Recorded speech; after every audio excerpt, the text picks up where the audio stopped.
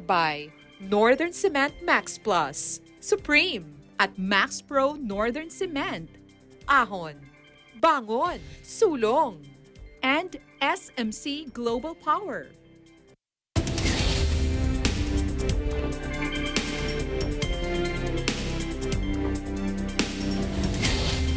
Hello and welcome to Eagle News International. I'm Alma Angeles. Welcome to the program and tonight's headlines. Electricity in 633 out of 939 municipalities affected by Typhoon Odette has been fully restored as of 3 p.m. Tuesday. Resort owners on a Philippine island popular with surfers and tourists face expensive repairs or having to start from scratch as Super Typhoon Rai wiped them out. Starting to clear up. The death toll from Malaysia's worst floods in years rose to 27. President Biden announced new plans and new appeals to control COVID-19. And even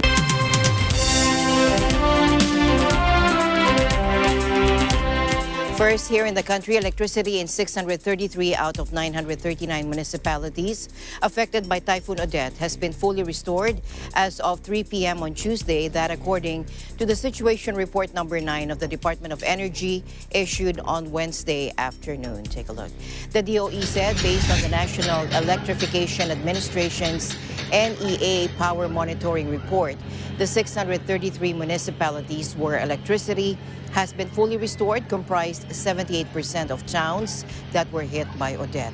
Electricity in 69 municipalities was partially restored, while 207 more towns have ongoing power restoration. The latest estimate on the damage brought about by the typhoon is at more than 373 million pesos. DOE Undersecretary Felix William Fuentabella said the amount is expected to be higher as they continue to aggregate damage reports. Meanwhile, the DOE also said the task force energy resiliency teams are prioritizing power restoration in vital facilities such as hospitals, banks, and other commercial establishments, as well as the provision of petroleum products in Odette-hit areas. Meanwhile, foreign relief aid continues to pour in for provinces hit by Typhoon Odette, with the South Korean and Irish governments on Wednesday pledging about 116.8 million pesos in humanitarian aid. Korean ambassador to the Philippines, Kim In-chul, said Seoul will provide $2,050,000 to help Visayas and Mindanao recover and restore the affected communities' livelihoods. The envoy announced Seoul's contribution in his recent meeting with Foreign Affairs Secretary Teodoro Locsin Jr., where he also conveyed Korean President Moon Jae-in's message of sympathies and solidarity to President Duterte. Ireland, on the other hand, earmarked 250,000 euros, or at least 14.1 million pesos in disaster relief assistance. Minister for Overseas Development Aid and Diaspora Colm Brophy said the situation in the Philippines after last week's super typhoon is dire. Nearly 2 million people have been affected, with over 600,000 displaced from their homes. He said, "My thoughts are with those who have lost loved ones, homes, and livelihoods." The Irish aid, to be coursed through the United Nations World Food Program, will provide critical life-saving humanitarian assistance to the most vulnerable population on the ground. Meanwhile, the low-pressure area over the Pacific is now expected to enter the Philippine Area of Responsibility, or PAR, either on December 26 or 27. That according to Pagasa in an update today. The LPA has a 60 to 70% chance to develop into a tropical depression, added the Philippine Atmospheric, Geophysical, and Astronomical Services Administration in a statement. In its Wednesday morning forecast, Alzar Aurelio of Pagasa said the LPA was last located 1,350 kilometers east of Mindanao. Pagasa said the LPA is now likely to be closest to the landmass of Mindanao on the evening of December 29 or on December 30. The public is advised to take precautionary measures and remain vigilant against unofficial information coming from unverified sources. Information can be obtained via PAGASA's website and on its official social media accounts. The Weather Bureau earlier forecast 1 or 2 tropical cyclones to form or enter the country this month. Meanwhile, resort owners on a Philippine island popular with surfers and tourists face expensive repairs or having to start from scratch as Super Typhoon Rai wiped them out. The strongest storm to hit the archipelago this year cut its way through Siargao, a tropical paradise known for its sandy beaches, big waves, and relaxed vibe. Let's listen in. So now this typhoon is much worse for us than the pandemic. For one, there's damage. The pandemic didn't cause any damage. There's structural, physical damage. Another, the public infrastructures are down. There's no electricity, there's no communication. Roads are finally starting to clear up, but I think we expect electricity to come back maybe in half a year, and we expect communication to come back maybe in 2 months. So definitely all establishments here will be closed. Yes, part of Siargao's appeal was the natural beauty and the natural landscape. And if you go around the island, this island used to be called Isla de las Palmas during the Spanish period, and there are no palms anymore. It's not the island of the palms anymore. Here in Las Palmas, we think we have the capacity to rebuild, but there's no point in rebuilding if it is just us. We need the whole Siargao to rebuild. We are just one part of Siargao. Us alone, we aren't much. And to rebuild the entire Siargao seems like it will take a huge effort. Okay, so I have been speaking with a lot of friends. A lot of them will put their businesses on pause for a little bit, try to regroup themselves in Manila or in other cities first, and then come back. But so what most of the businesses are doing, at least from my friends, is they want to just secure it, make sure that the structures are strong for the weather, and then maybe leave, and then come back to rebuild. I have footage. I was on the beach going to my room to get some of my last clothes, and the storm surge hit over the seawall, and I have video footage of it just going over the seawall and flooding into here. So we started running, panicking across the street, and then it really hit us around 11 or 12. It was terrible. Trees falling, power lines falling, things breaking, the GI from the roofs flying around everywhere. It was really, really, really bad. The strongest storm I've ever witnessed in my life. Packing wind speeds of 195 kilometers per hour as it made landfall on the island last Thursday. Rai uprooted palm trees, shredded thatched roofs, smashed wooden buildings, and toppled power poles. The widespread destruction left the island voted the best in Asia by Condé Nast traveler readers this year unrecognizable. Pandemic travel restrictions decimated visitor numbers to the island in the past 2 years, leaving many resorts, cafes, souvenir shops, and tour guides struggling to survive. But domestic tourism began to pick up in recent months as the government relaxed rules to boost economic activity, though it kept a ban on foreign travelers entering the country. The storm is a bitter blow for tourism operators, hitting them a week before December 25 holidays, when many Filipino families typically head to the country's famed beaches and dive spots. In other news, a toxic cloud spewing from an erupting volcano in Tonga could dump acid rainfall across the Pacific Kingdom, potentially poisoning drinking water and damaging people's skin and eyes, according to emergency services warning this. The remote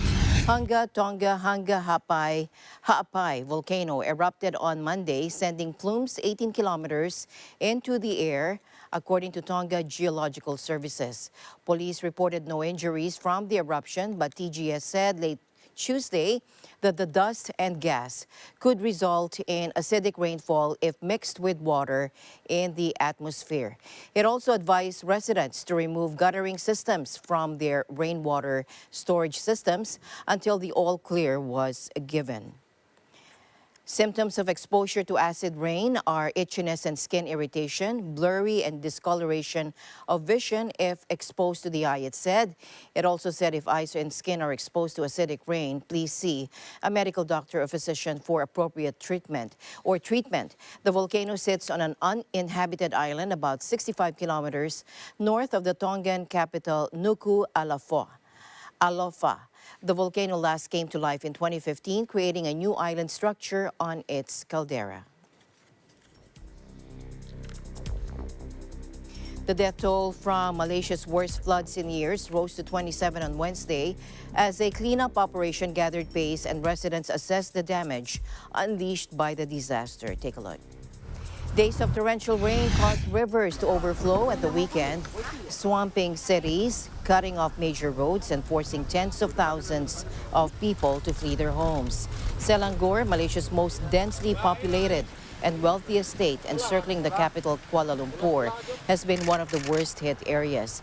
Many in its flood-hit state capital, Shah Alam, were left stranded in their homes with barely any food for days before being evacuated on boats in a chaotic rescue operation. The death toll rose to 27, 20 in Selangor, 7 in the eastern state of Pahang, according to state news agency Bernama. With reports of people still missing, it's expected to climb. Opposition leader Anwar Ibrahim urged the government to hold a public inquiry following the widely criticized flood response. Poor coordination between government agencies and the delayed deployment of the military turned the response to the natural disaster into a human governance disaster, he said. Prime Minister Ismail Sabri Yaakob has admitted there were weaknesses but pledged improvements in the future.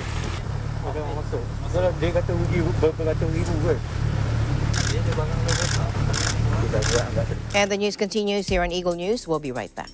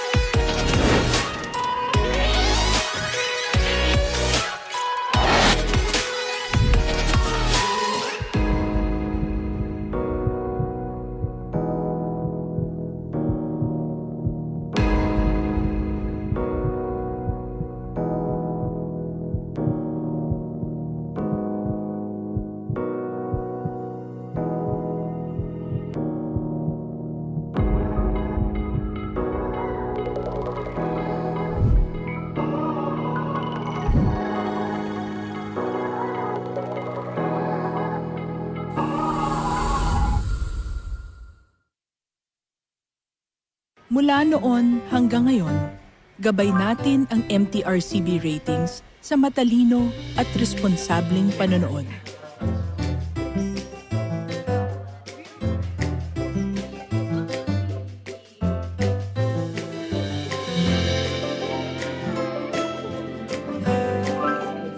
Sa tamang pagsunod sa MTRCB ratings, ginagawa nating ligtas at makabuluhan ang panonood ng bawat miyembro ng pamilyang Pilipino. Lipas man ang panahon, hanggang may pamilyang Pilipino, andyan ang MTRCB.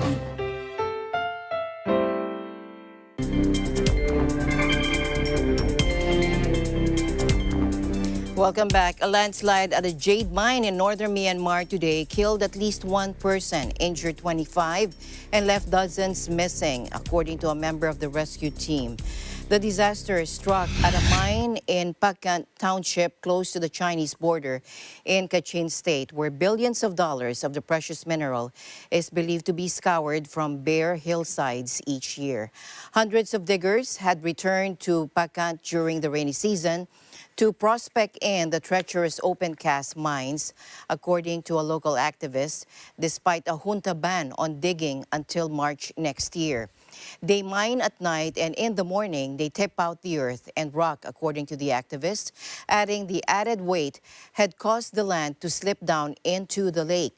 Kon Yi of the rescue team also said increased pressure from the weight of dumped soil and rock had pushed the ground downhill into the lake. Scores die each year working in the country's lucrative but poorly regulated jade trade, which uses low-paid migrant workers to scrape out a gem highly coveted in neighboring China. To pandemic news now, President Biden announced new plans and new appeals to control COVID-19. He spelled them out as the new Omicron variant sweeps across the United States. Omicron accounts for 73.2% of new cases over the past week, ending Saturday, according to the latest official data. Take a look. And no, this is not March of 2020. 200 million people are fully vaccinated. We're prepared. We know more. We just have to stay focused. We should all be concerned about Omicron, but not panicked. If you're fully vaccinated, and especially if you got your booster shot, you are highly protected. The federal government will purchase 1/2 billion, that's not million, billion with a B, additional at-home rapid tests with delivery starting in January. We'll be getting these tests to Americans for free. And we aren't as vaccinated as a country as we should be, though. That's why we have added 10,000 new vaccination sites on top of the 80,000 sites that we already had in place. And even more will open in January. Days out from the holidays, Americans are facing long lines to get tested for the coronavirus amid a new surge driven by the Omicron variant and a dire shortage of options for this vital screening measure. President Biden said his administration would deploy military personnel to hospitals, ship supplies to hard-hit states, and get new free testing sites up and running. The U.S. will also give $580 million in additional aid to international organizations to fight COVID in the face of surging Omicron cases, according to Secretary of State Antony Blinken. Omicron accounts, again, for 73.2% of new cases over the past week, ending Saturday. According to this latest official data, Biden's administration has come under fire for its failure to be ready for the winter surge, America's fifth wave. But getting the virus under control has proved difficult in a country where vaccination and mask wearing have become divisive or divisive political issues, and federal mandates end up in protracted legal battles. Meanwhile, U.S. President Joe Biden, in an afternoon televised address, stressed the U.S. immunization campaign would help prevent severe cases among the 62% of the population now fully vaccinated. He also made a reference to former President Trump receiving his booster shot. Take a look. I got my booster shot as soon as they were available. And just the other day, former President Trump announced he had gotten his booster shot. Maybe one of the few things he and I agree on.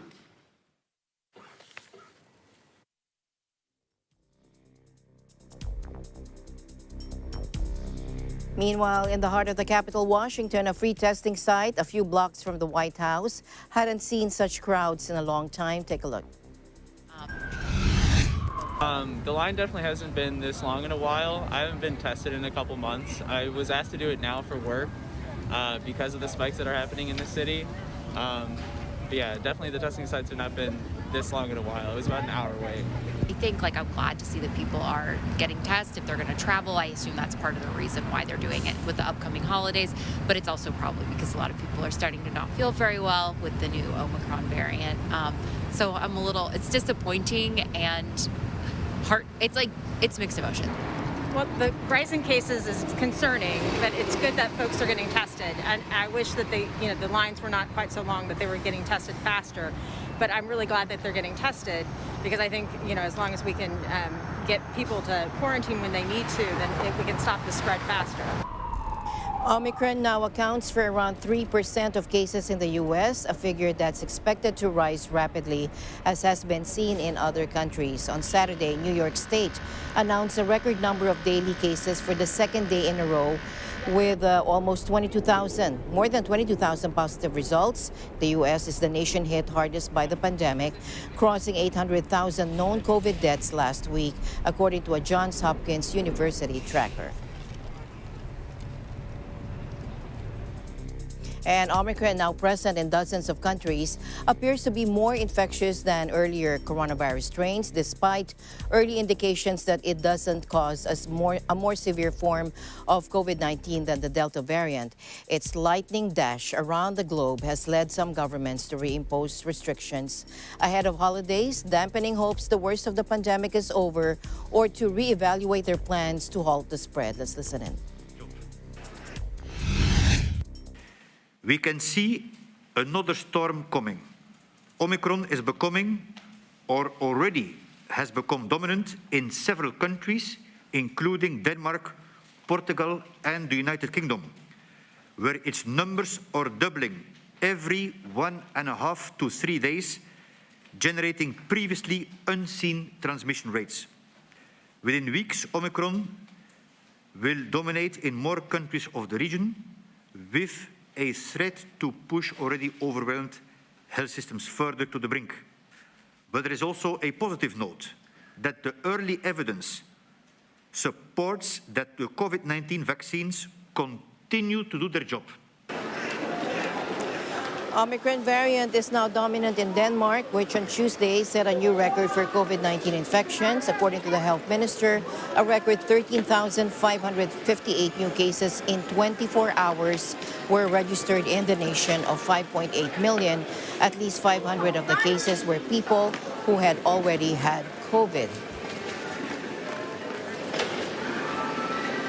Meanwhile, in Israel, Prime Minister Naftali Bennett said citizens over the age of 60 and medical teams would be eligible for the COVID-19 shot following the recommendation of an expert panel. Israel was the first country to make third doses widely available, a decision that was deemed unnecessary by some experts at the time, but later vindicated. Earlier Tuesday, lawmakers banned citizens and residents from U.S. travel, adding it to a list of more than 50 countries declared off limits in an effort to contain the Omicron coronavirus variant. The ban comes into effect Wednesday, today, and will remain in force for at least a week. Adding the U.S. to the red list was a significant move for Prime Minister Naftali Bennett's government, as hundreds of thousands of Israelis hold U.S. citizenship. The designation means that Israeli passport holders and residents cannot fly to the U.S. without permission from an exemptions committee. And the UK government announced Wednesday it is buying millions of doses of new COVID treatment pills as the Omicron variant takes hold, while cutting the isolation period for positive cases. The government said it has signed deals to buy 4.25 million courses of the two new antiviral drugs, Pfizer's ritonavir and U.S. rival Merck MSD's molnupiravir, which will be available next year. Molnupiravir, sold as Lagevrio, is being used in a national trial run by the University of Oxford that people can join if they have virus symptoms. The government said it's also being made available to those who are at high risk of severe illness, such as people with cancer. Pfizer's pill, marketed as Paxlovid, has yet to be authorized anywhere in the world. And Pfizer also said Tuesday that clinical trials trial showed it reduced hospital admissions and deaths among at-risk people by almost 90% when taken a few days after symptoms began. The government said it is also being made available to those who are at high risk of severe illness, such as people with cancer. Pfizer's pill, marketed as Paxlovid, has yet to be authorized anywhere in the world. Pfizer said Tuesday that clinical trials showed it reduced hospital admissions and deaths by 90%. The UK has seen a surge in infections since Omicron became the dominant variant, with 90,629 cases reported Tuesday. The country is one of the hardest hit in Europe, with a death toll of 147,433. And Germany's leaders on Tuesday limited private New Year's parties to 10 people and banned spectators from football games to stem Omicron spread, stopping short of imposing new coronavirus curbs before the holidays. Speaking after talks with Germany's 16 regional leaders, Chancellor Olaf Scholz said the country was facing a fifth wave as the new highly contagious Omicron variant sweeps the globe. From December 28, Germany will close nightclubs and dance venues. And in a bid to avoid large celebrations over New Year's, just 10 people who are vaccinated or have recovered from COVID-19 will be allowed to gather for private parties. Germany had already announced a ban on fireworks sales for the second year to discourage revelers. Unvaccinated people are only allowed to mingle with 2 people from another household. The rule doesn't apply to children up to 14 years old. Also, from December 28, large organized events will no longer take place with spectators. This applies in particular to football games. And the news continues here on Eagle News. We'll be right back.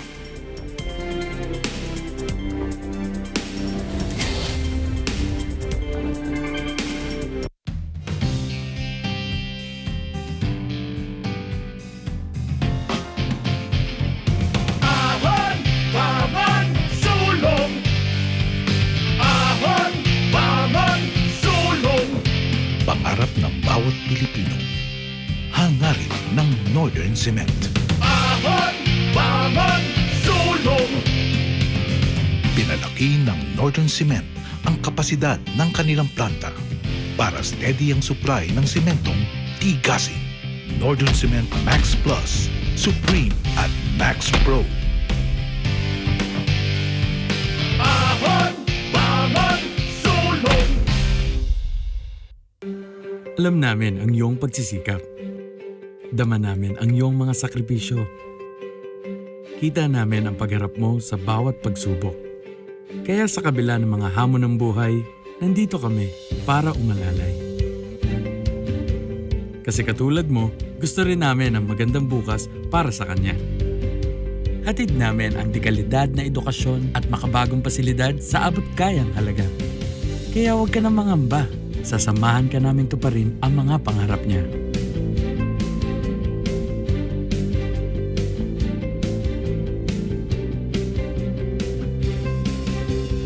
Maaasahan mong sulit dito ang mga pinagsikapan mo. Sa aming mga makabagong pasilidad at sistema ng edukasyon.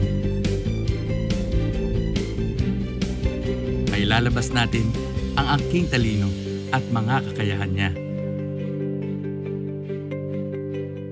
Kahit sa munting halaga, makakasiguro ka na makakasabay siya sa mabilis na pag-ikot ng mundo. Sa New Era, karamay mo kami sa bawat hamon. Kaagapay mo kami sa bawat hakbang. Kasama mo kami sa bawat ngiti at tagumpay.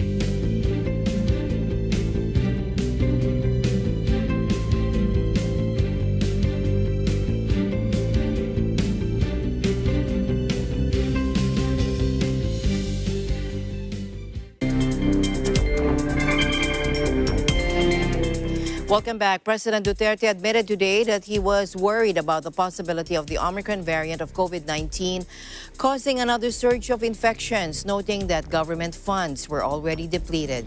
He made the statement after Health Secretary Francisco Duque III said his department has recorded at least 3 imported Omicron cases in the country. Take a look.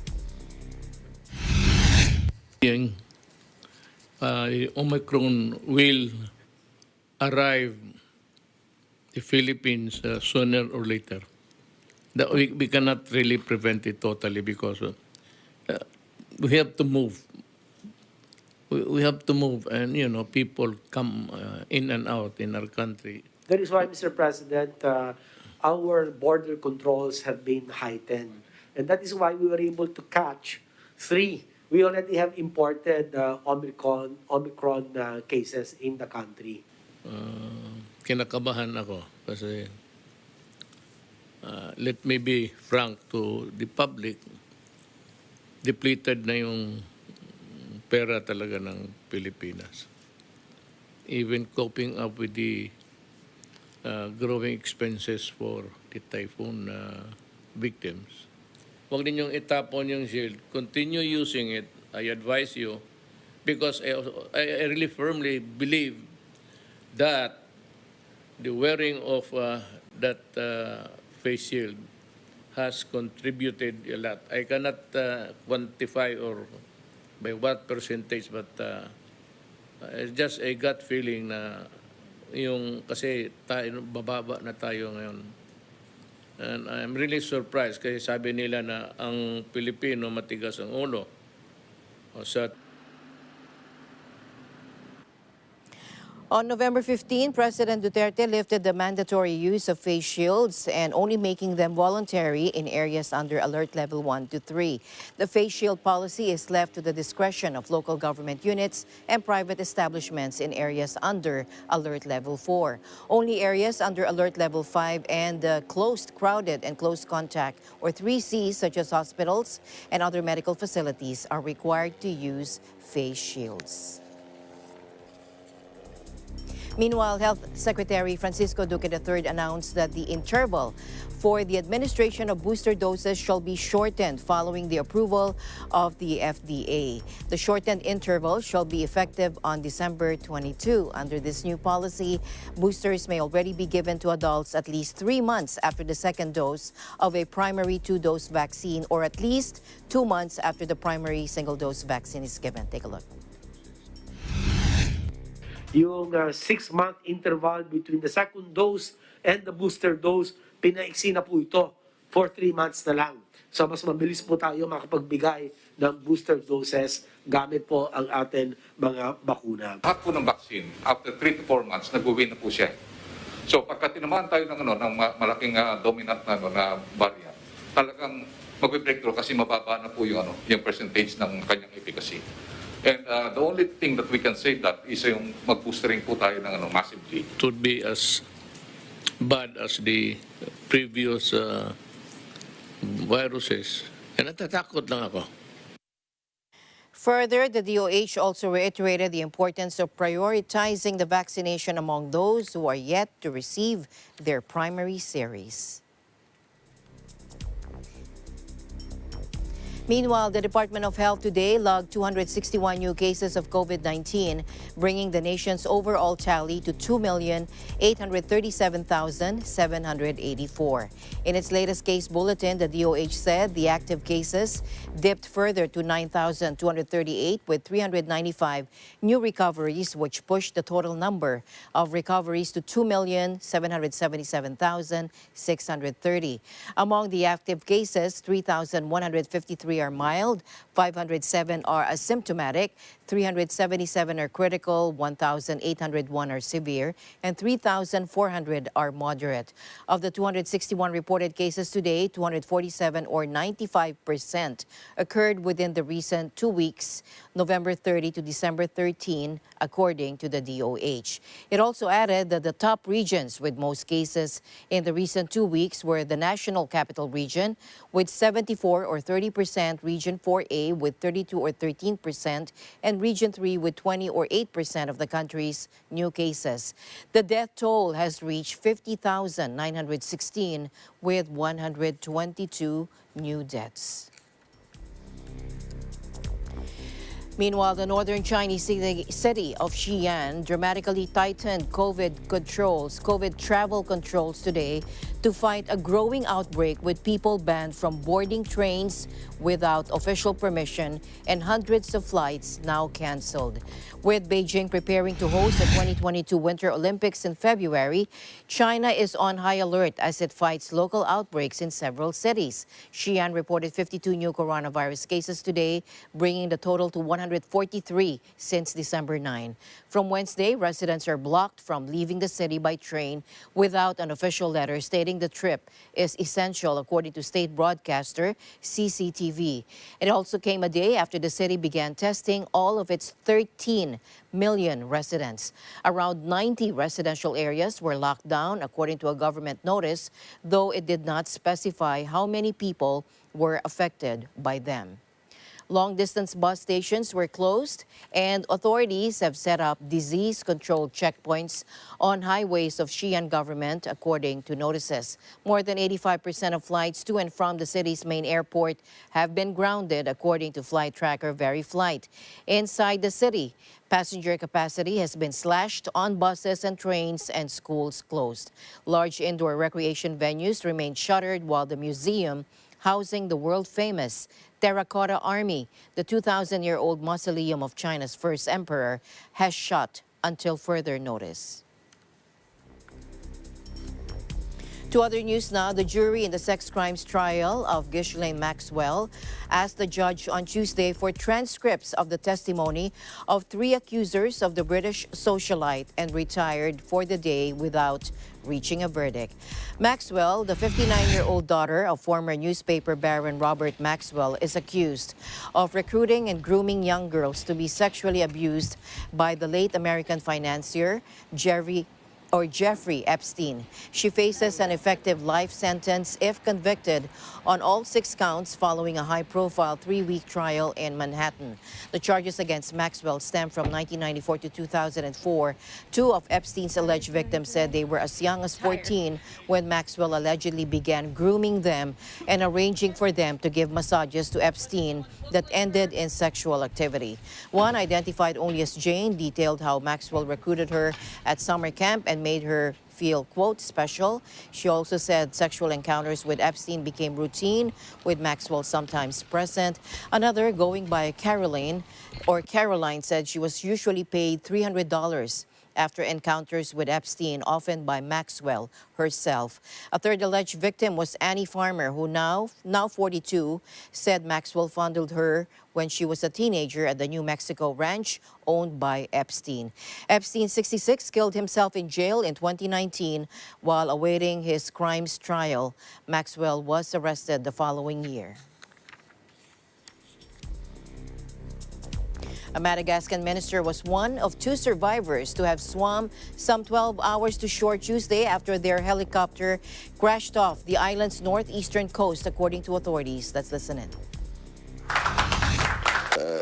Moa misy ny loza zao satria zavatra tsy ampoizina dia ny hélicoptère-nay zany tsy haiko tratran'ny rafale devant izy io na ahoana dia tonga dia nilatsaka tokotokony tamin'ny fitofito teo mbola azo andehanana tsara azo atao ny manao vol de nuit misy jiro tsara fa rafale devant le tsy adoson'le pilote mihitsy tsy adoson'le hélicoptère koa nanomboka tamin'ny fito sasany lomano jusqu'à tamin'ny fito sasany maraina dia soran'Andriamanitra dia A search was still ongoing for 2 other passengers.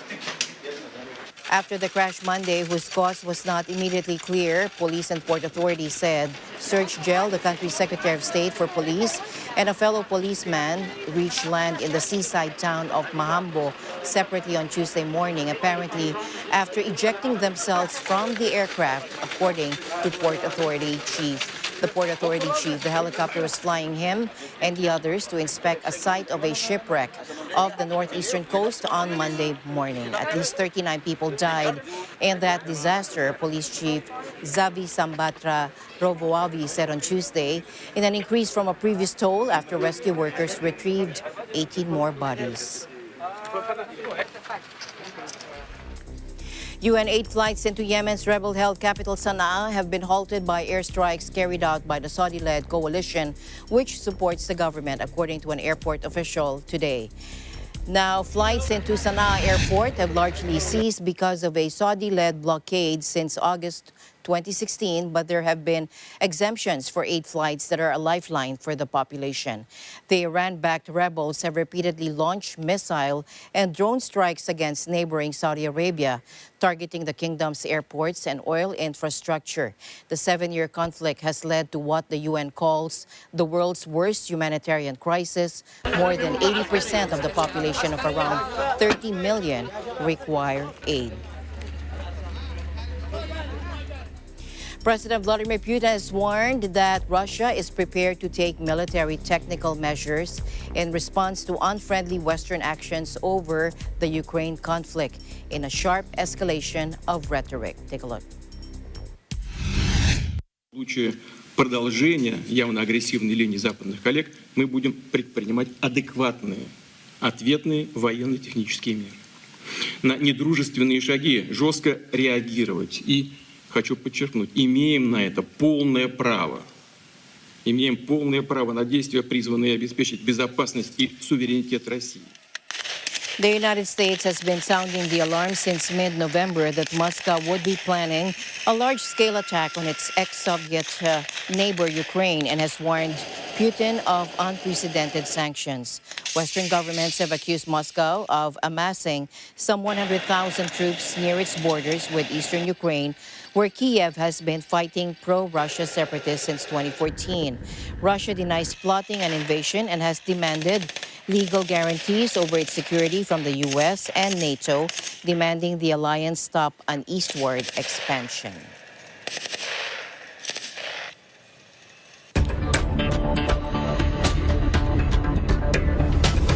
The UK Chancellor of the Exchequer, Rishi Sunak, announced measures to support businesses as the Omicron COVID variant sweeps through the country. The details from Ashley Espiritu from our UK Bureau. Ashley. Britain on Tuesday launched a £1 billion support package for COVID-hit businesses as staff absences from rising cases began to bite in the run-up to the new year. Finance Minister Rishi Sunak said some 200,000 firms would be eligible for one-off grants to offset losses from what is normally the busiest time of the year. I'm announcing 3 new measures today. Firstly, to protect jobs and businesses in the hospitality and leisure sectors, the government is introducing a new package of grants worth £1 billion. Businesses in those sectors can claim new, one-off cash grants of up to £6,000 per business premises. Second, we're making available £30 million through our successful Culture Recovery Fund to support theatres, museums and other important cultural institutions. And lastly, across the whole United Kingdom, we're reintroducing our rebate scheme for statutory sick pay. Now, currently, if someone needs time off because of COVID, it's businesses that cover the cost of their statutory sick pay. Under our new scheme, small and medium-sized businesses with fewer than 250 employees will be able to claim a cash rebate from government to cover those costs for 2 weeks for every employee. Restaurants have seen parties and bookings cancelled because of the spread of the Omicron variant of the virus, hitting December trade by as much as 60%. Sunak said the government recognised that businesses in the hospitality and leisure sectors were facing huge uncertainty at a crucial time. The government is banking on an ambitious campaign to get all adults in England to have a booster jab of a COVID vaccine by the end of December to try to stop the spread of the mutation. The director of Wellcome Charitable Foundation, Jeremy Farrar, told BBC radio transmission was eye-wateringly high as daily infection rates nudged towards 100,000. But unlike governments in some of Britain's nearest neighbours on the European mainland, Prime Minister Boris Johnson has ruled out immediate curbs in the run-up to the new year. Tighter public health measures could yet be introduced after this weekend, according to media reports. Across the country, all sectors of British industry have been hit as staff contract the virus and are forced to self-isolate at home. Train companies, on the other hand, apologise for employee absences and warns they could affect scheduled services and even lead to cancellations. Meanwhile, the hotel and restaurant industry has seen closures because of a lack of staff.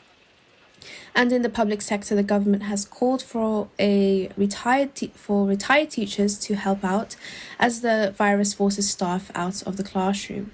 Johnson has come under pressure from business owners and industry bodies to reintroduce support packages for COVID-hit sectors who were already struggling after curbs in the last year.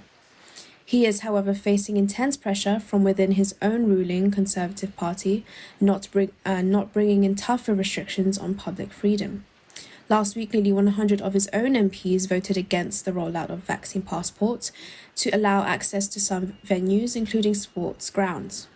12 months ago, Johnson was forced to impose restrictions on indoor mixing and social distancing as the alpha variant of the virus spread rapidly, putting hospitals under pressure. But it has since been claimed that he and his own staff broke the rules by holding parties at Downing Street and across government departments. Thank you for having me. I'm Ashley Spiritu reporting to you from EBC London, and we live in interesting times. Back to you.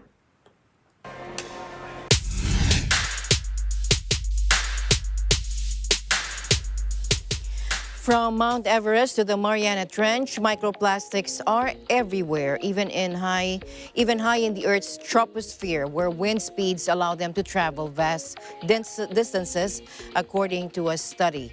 Microplastics are tiny fragments measuring less than 5 millimeters that come from packaging, clothing, vehicles, and other sources, and have been detected on land, in water, and in the air. Scientists from the French National Research Institute's CNRS sampled air 2,877 meters above sea level at the Pic du Midi Observatory in the French Pyrenees, a so-called clean station because of the limited influence exerted on it by the local climate and environment. There, they tested 10,000 cubic meters of air per week between June and October of 2017 and found that all samples contained microplastics. The study's main author, Steve Allen of Dalhousie University in Canada, told AFP that the particles were able to travel such distances because they were able to reach great altitudes. The research also points to microplastic sources in the Mediterranean Sea and the Atlantic Ocean. While the amounts of microplastics in the samples at the Pic du Midi don't pose a health risk, study co-author Dione Allen notes that the particles are small enough for humans to breathe in. And she also said their presence in a zone thought to be protected and far from pollution sources should give pause.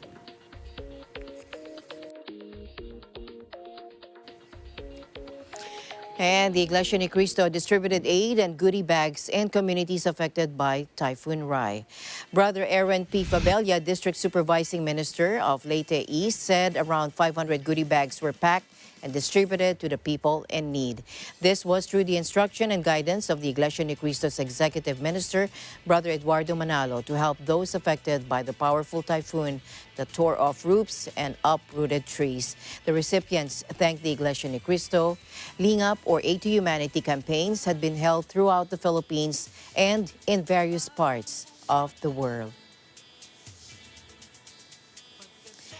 The Iglesia Ni Cristo, in collaboration with the Sacramento County, held a COVID vaccination drive in Sacramento. Here's MJ Racario.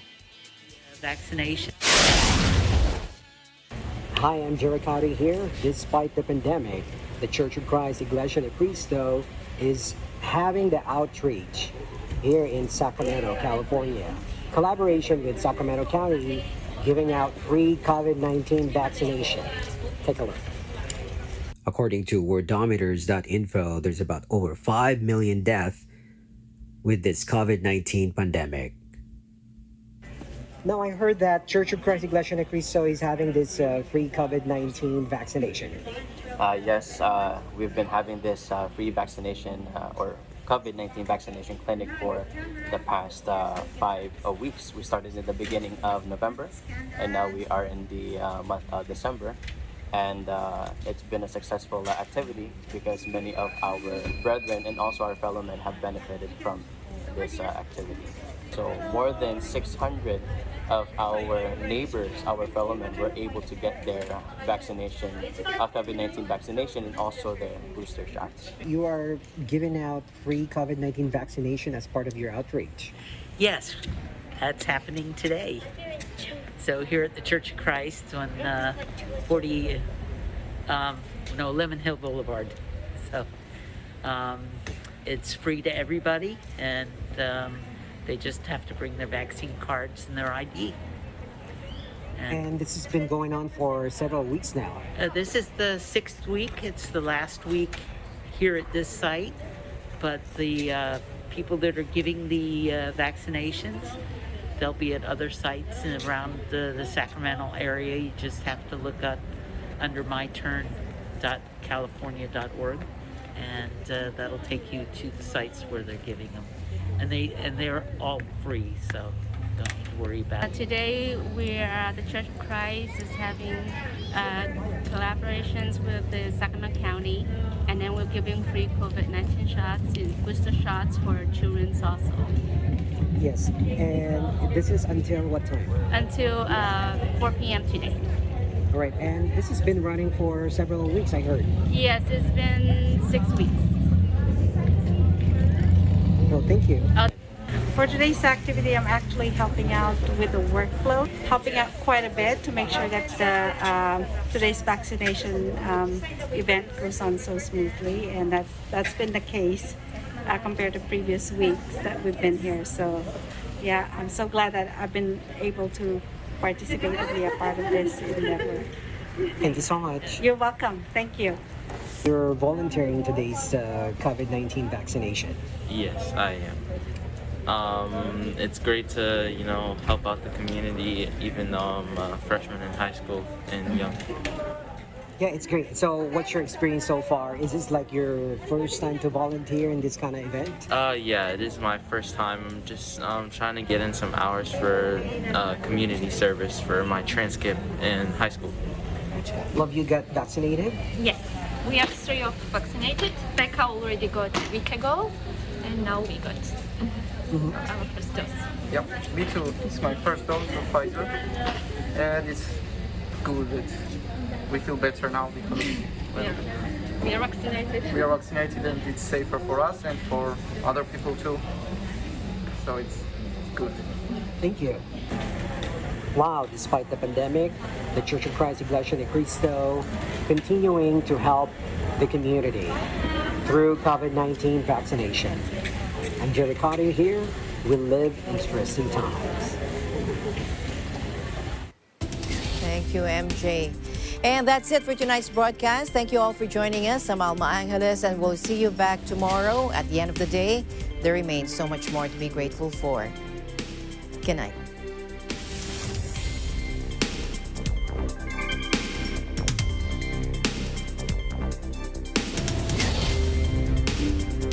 This program is supported by Northern Cement Max Plus, Supreme at Max Pro Northern Cement, Ahon, Bangon, Sulong, and SMC Global Power.